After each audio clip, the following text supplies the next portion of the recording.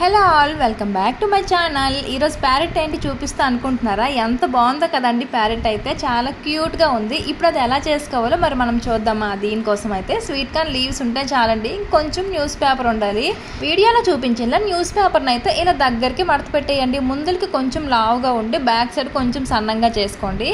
చూసారు కదా, ఆ న్యూస్ పేపర్కి అయితే స్వీట్ కార్న్ లీవ్స్ని తీసుకొని ప్లస్ మోడల్గా అటొకటి ఇటొకటి రెండు పెట్టేయండి. అదంతా కవరింగ్ కోసం అయితే ఇంకో పెద్ద స్వీట్ కార్న్ లీవ్స్ తీసుకొని అలా మధ్యకు ఇలా పెట్టేస్తే మధ్యలో రెండు స్వీట్ కార్న్ లీవ్స్ పెట్టినట్టు కనిపించకుండా పైన ఒకటి పెద్దది పెట్టుకున్నామంటే మధ్యవి కవర్ అయిపోతాయి అన్నమాట.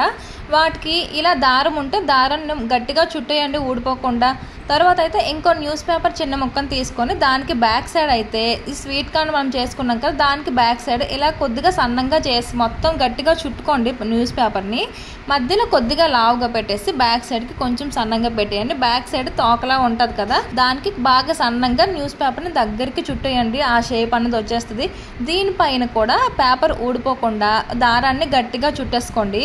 న్యూస్ పేపర్ కనిపించకుండా మరి కవర్ చేసుకోవాలి కదా, న్యూస్ పేపర్ కనిపించకుండా వాటిపైన స్వీట్ కార్న్ లీవ్స్ని ఒక్కొక్క స్వీట్ కార్న్ లీవ్స్ తీసుకొని ఇలా చుట్టేయండి. నాకైతే 3 పట్టాయి.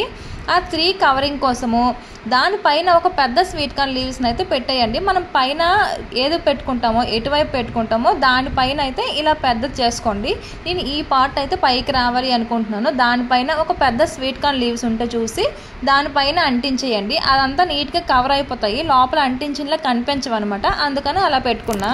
ఇప్పుడు ఆ స్వీట్ కార్న్ లీవ్స్ని పైన అంటించుకున్నాం కదా, దానిపైన ఒక సన్నం స్వీట్ కార్న్ లీవ్స్ని తీసుకొని దాని బ్యాక్ సైడ్కి అయితే చివరికి కొద్దిగా అంటించేసుకోండి.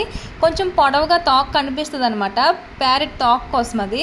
అలా అంటించేసాక కొంచెం బాగుంది కదా ఇప్పుడు చూడడానికి. ఇంకా రెక్కలు కావాలి కదా, రెక్కలు సైడ్కి పెట్టుకుందాం. సన్నటి స్వీట్ కార్న్ లీవ్స్ని తీసుకొని ముందరికి లైట్గా రౌండ్గా కట్ చేసేసి రెండు వైపులా ప్యారెట్ రెండు వైపులా ఇలా రెక్కలు అంటించేయండి. నేను వీడియోలో చూపించినలా ఇలా రెక్కలు పెట్టుకుంటే ప్యారెట్ లుక్ అయితే ఇప్పుడు వచ్చింది కదా, చాలా బాగుంది. ఇప్పుడు నీట్గా వచ్చింది.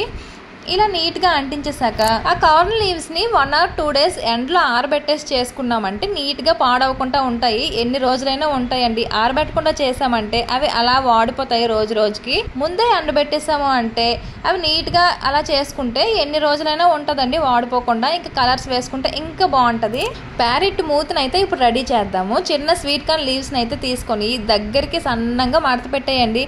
అలా లేయర్లా సన్నంగా మడత పెట్టేసి గమ్ అంటించేసుకోండి. అలా 2 చేసుకున్నారంటే కొంచెం సన్నంగా చివరికైతే కొంచెం సూదుగా ఉండేది పైన అంటించేయండి.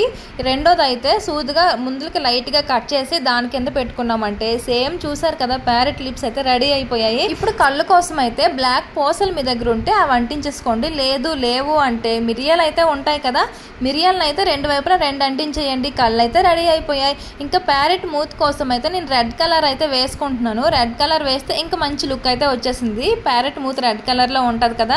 ఇంకా బాడీ మొత్తం మీరు గ్రీన్ కలర్ అయితే వేసుకోండి, చాలా బాగుంటుందండి. గ్రీన్ కలర్ వేసుకున్నారంటే ప్రెజెంట్ నా దగ్గర కలర్స్ లేవు కాబట్టి ఇలా వదిలేసా. బాల్కనీలో ఎక్కడైనా ఇలా పెట్టుకున్నారు అంటే చాలా బాగుంటుందండి. ఇలా కొన్ని చేసుకొని ఒక పెద్ద రింగ్లో పెట్టుకొని బాల్కనీలో పెడితే చాలా మంచి లుక్ అయితే ఉంటుంది. నచ్చితే లైక్ చేసి ఛానల్ని సబ్స్క్రైబ్ చేసుకోండి.